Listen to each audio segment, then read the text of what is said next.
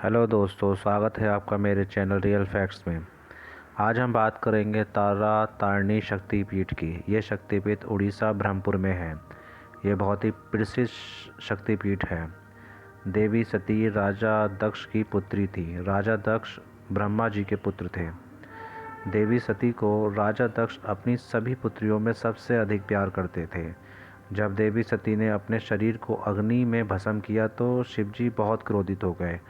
इसके बाद शिवजी माता सती के शरीर को लेकर हजारों सालों तक ऐसे ही घूमते रहे।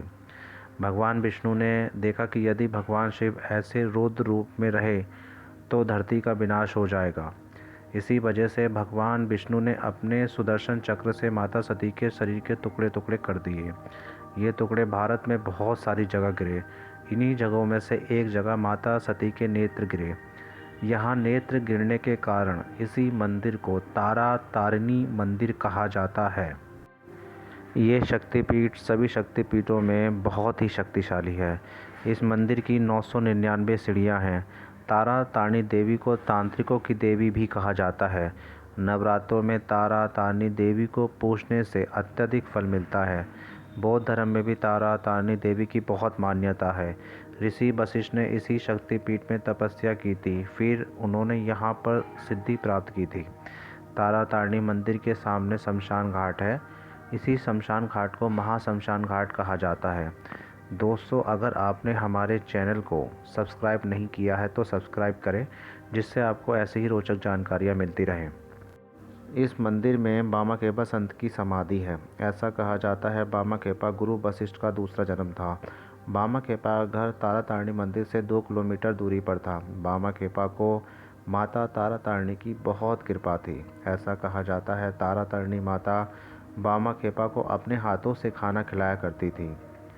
बामाखेपा तारा तारिणी मंदिर में तपस्या किया करते थे। बामाखेपा ने ही माता तारा तारिणी के रुद्र रूप का दर्शन किया था। जब बामाखेपा ने जन्म लिया तो जन्म से ही माता तारा तारिणी की पूजा किया करते थे।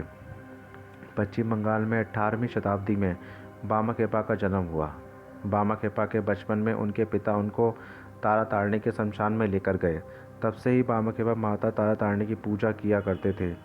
बामाखेपा माता तारा तारिणी की मूर्ति के सामने बहुत रोया करते थे। जब ये बड़े हुए तो 25 साल की उम्र में इन्होंने कैलाशपति जी को अपना गुरु मान लिया। कैलाशपति जी को सिद्धि प्राप्त थी। उन्हीं से ही प्रभावित होकर ये तारा तारिणी की तपस्या किया करते थे। कुछ समय के बाद बामाखेपा तारा तारिणी मंदिर के पुजारी बने। जब माता तारा तारिणी को भोग लगाया जाता था तो भोग में से सबसे पहले ये भोग को खाते थे। उसके बाद बचे हुए भोग को तारा तारिणी माता को देते थे। ये बात जब तारा तारिणी मंदिर के अन्य पुजारियों को पता लगी तो उन्होंने बामाखेपा का विरोध किया और तारा तारिणी मंदिर से बाहर निकाल दिया। जिस राजा ने इस मंदिर का निर्माण करवाया था, एक दिन उसकी रानी को एक सपना आया। उस सपने में रानी ने देखा कि तारा तारिणी माता इस मंदिर से जा रही हैं। वो सपने में रानी से कहती है कि तुमने मेरे बच्चे बामाखेपा को बहुत कष्ट दिया है, इसलिए मैं यहाँ से जा रही हूँ।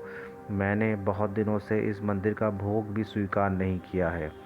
अगले दिन जैसे ही रानी ने ये सपने की बात अपने राजा को बताई, जब ये बात राजा ने सुनी तो सबसे पहले उसने बामाखेपा को पुजारी के रूप में दोबारा मंदिर में नियुक्त किया। उसके बाद उसी प्रकार से माता को भोग लगाया जाने लगा जैसे पहले लगता था। ये घटना आगे जाकर बहुत प्रसिद्ध हुई।